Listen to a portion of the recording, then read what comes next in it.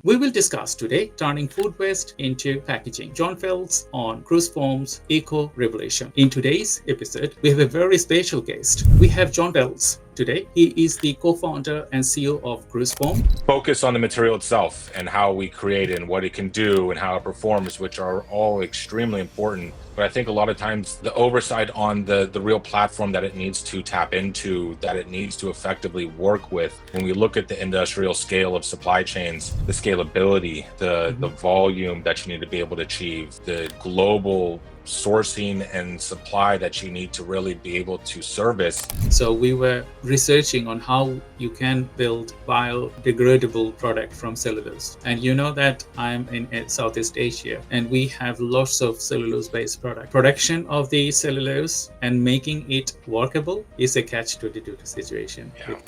This industry, touched on at the beginning, was a lot of materials have been able to achieve everything I just said in that statement. Performance, we can break down, check those boxes, but then you get to the final checkbox and it says, okay, what about scale and volume and cost? And that's where what we really wanted to do differently was build a process which could run through existing manufacturing techniques around plastics to really build a platform where we could take our biomaterials and produce them through partners, through existing stakeholders in production and conversion and distribution to create high volume, high performing foam, a biofoam. Who are the clients you aim to help? I think our product and our technology is at a stage where we're seeing that happen in real time with some amazing customers and the industries that I think really need it the most. I think that's where we're really excited. In reusable textiles. So some of the companies now they are thinking to come up with a solution, biodegradable product. But the bad thing of those things, if they mix with other non-biodegradable product, the entire batch goes wastage, and that's not sustainable. Yes, we want to start with the highest need impact areas like packaging, but by starting here,